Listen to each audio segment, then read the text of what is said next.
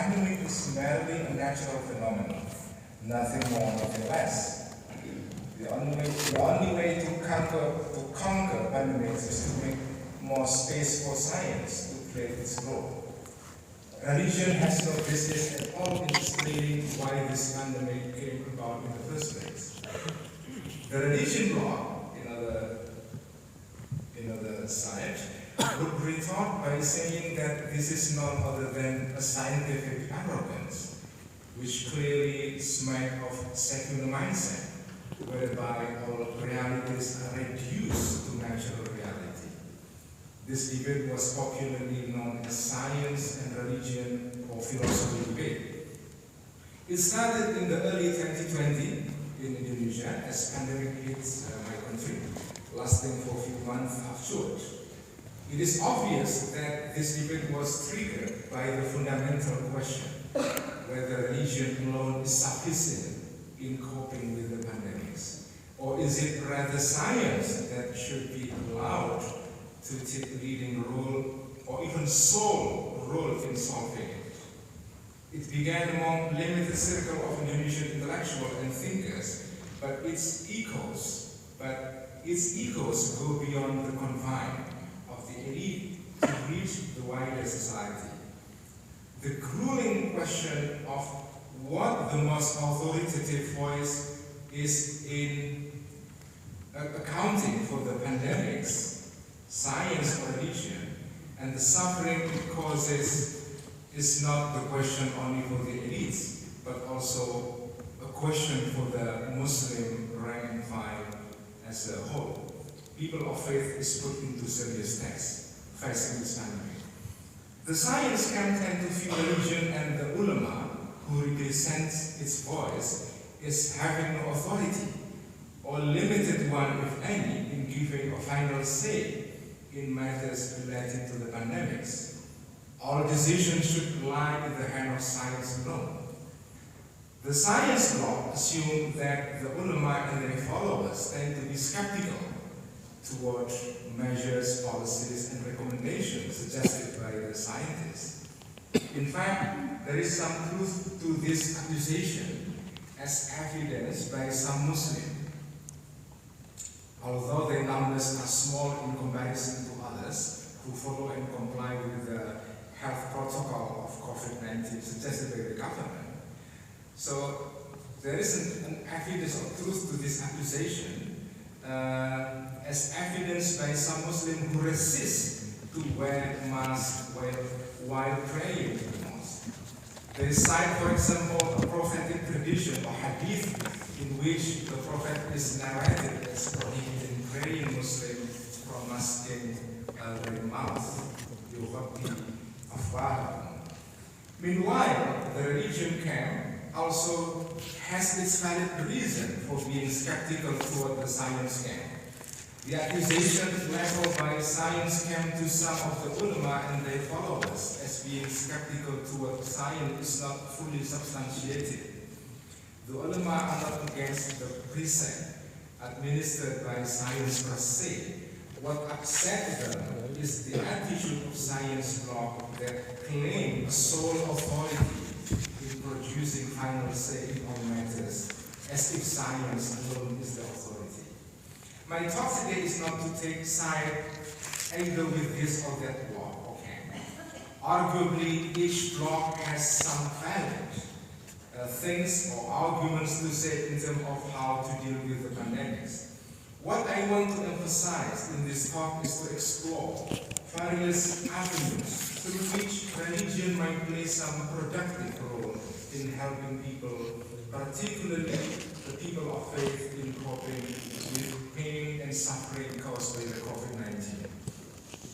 I argue that a black and white view of religion as being total irrelevance, as some people with secular mindset tend to think, or as the only authority in every matter, as some ultra-conservative and caliphate proposing Muslims tend to say, is not helpful.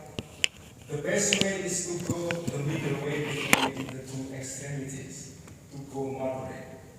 The goal I push in this talk is to show that religion has enabling capacity to empower people of faith to survive, to be resilient, to be strong. I think the strength of religion lies not in accounting for physical mechanisms by which virus infects and mutate within the human body. That is clearly the role of the science to play. The ulama and Muslims in general, in my view, have no issue whatsoever in science taking the leading role in explaining the physical mechanism of the material world. The strength of religion, I believe, lies somewhere else, namely in providing people of faith with meaning, hope, and staying the course in time of hardship. The problem with some believing people is to arrogate to religion some role that belongs to science only. The relationship between religion, science, and pandemic cannot be seen in a linear perspective. For instance, religion cannot be viewed as being totally irrelevant in matters related to pandemics. Surely, religion has no authority whatsoever in making sense theologically of the working mechanism of virus. It can, however, many religions, help people infected with the virus to cope with the pain and suffering caused by COVID-19. Both religion and science belong to different spheres of relevance, with science operating within the sphere of explanation of physical phenomena, while religion operating on the level of meaning formation. They cannot be seen as mutually exclusive. With this Gaudian view on the basis of proposals suggested by Harvard biology professor Stephen J. Gould, we might say that both religion and science are two complementary agents of sense-making. To be sure, this Gaudian perspective remains limited in its capacity to navigate the intricate relationship between religion, science, and pandemics. We need more than just a non-overlapping magisteria, as proposed by Professor Gould, to explore possible avenues for productive and mutually enriching dialogue between religion and science. Muslims might follow, in my opinion, the footsteps of Ibn Rushd or Averroes, the great Muslim who argue that religion or Sharia and philosophy, the natural philosophy or science, are mutually dependent in a relationship that Ibn Rushd called an ittisal or correlative association. Dialogue between religion and science is a path pursued by Muslim scholars such as Ibn Rushd al-Ghazali. An interesting phenomenon that deserves some thought during the pandemics, in my opinion, was the total closure of the two holy sites, the holy mosque of Islam, namely Masjid al-Haram in Mecca and Medina. 3 days before the two cities were locked down in early March 2020, I came back from Mecca after completing my Umrah, my lesser Hajj. Of course, I feel so grateful for being able to perform my Umrah. But, however, this is my reflection, however, this policy of total closure of two most holiest cities in Islam by the Saudi government is very symbolic of the kind of relationship conceptualized by Saudi authorities between religion and science. The Kingdom of Saudi Arabia has been widely known for its conservatism and strict interpretation of Islamic doctrine of monotheism due to its following of Wahhabism. Given its conservatism, some would expect that Saudi authorities would support, for example, the anti-vaccine movement or resist the protocol to stop the spread of the virus, such as lockdown, social distancing, masking, and so forth. That is, as we know, not the case. Saudi authorities was among the first authorities in Muslim world that adopted a drastic measure of locking the two holy sites down. This is very interesting in my opinion. Even before Indonesian government locked down or adopted a limited policy of locking down Jakarta in July or August of last year, or 2 years ago, Saudi government adopted that policy before Indonesia. Surely, we cannot view this Saudi policy as being driven solely by the imperative of health consideration, involving no sanction from the religious authority. This means that the lockdown of Mecca and Medina is undoubtedly a policy that carries both secular and religious legitimacy. Even the most conservative kingdom in Muslim world took no issue with following what science tells what should be done in curbing the outbreak of COVID-19. So how could we make sense of this? What the Saudi kingdom is doing is not a fringe or strange stance from the point of view of the mainstream Islam. Although there are differing opinions and views on what is the right attitude religiously in dealing with the pandemics, the majority of the Indonesian Muslims follow what I would like to call the middle way, the middle path. This was the path or the way, the trajectory followed by medieval Muslim philosophers, as I mentioned before, people like Ghazali and Ibn Rushd. Within this middle perspective, both religion and science are not seen as two opposite or contradictory, but complementary sources of explanation and meaning. Ibn Rushd, for example, wrote a short treatise on the correspondence or ittisal between revelation and wisdom or hikmah, philosophy, entitled Faslul Maqal Fima Bayna Syariah wal Hikmah wal Ittisal, a firm conclusion on the correspondence between religion and philosophy.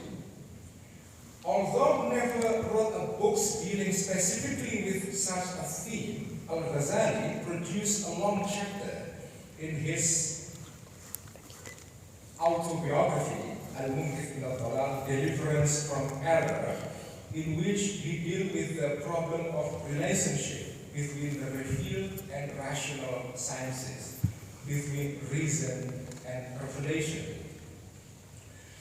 The middle way in looking at the relationship between religion and science, as well as the role of religion in dealing with the pandemics, can be explained simply in a simple way through this following narrative. So the ulama, the qiyais and the ustadh and Muslim preachers, the da'i in Indonesia and other part of the world, for example, often cite this prophetic tradition or hadith, which narrates that a man came to visit the Prophet Muhammad one day in Medina, mounting or riding on a camel.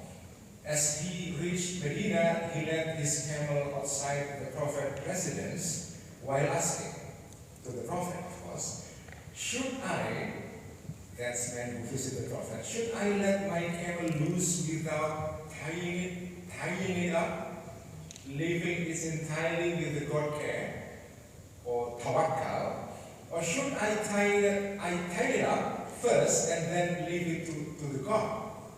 The Prophet replied with a statement that later became a famous quote, Yaqilha thumma tawakkal. This prophetic wisdom means that that's man who visited the Prophet, he should tie the camel first before leaving it to the care of God, before doing tawakkal. This narrative aims to describe the relationship between human effort or ikhtiyar and God's predestination or qadar. Human effort and God determination or God provision, God plan in this narrative are not seen as two opposite poles, but rather a two things that presuppose each other. If science and knowledge are seen as a representation of human effort, a human endeavor to understand nature, and at the same time, that science falls within the category of ikhtiyar, which is religiously obligated or mandated. So, ikhtiyar and tawakkal, ikhtiyar as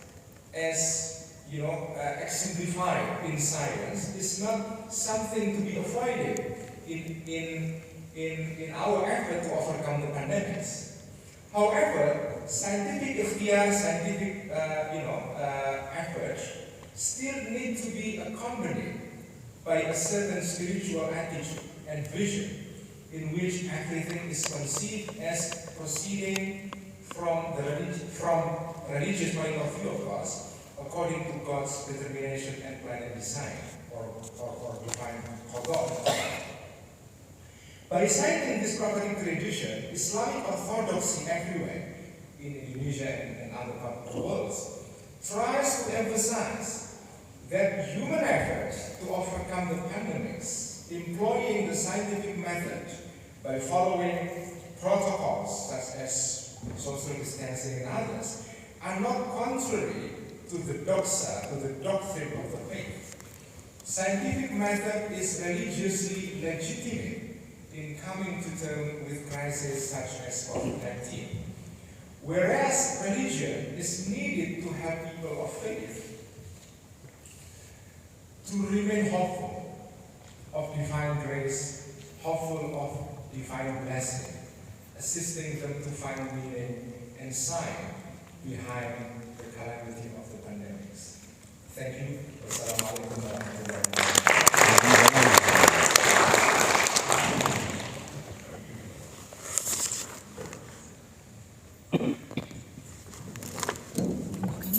Thank you so much, Gus Ulil.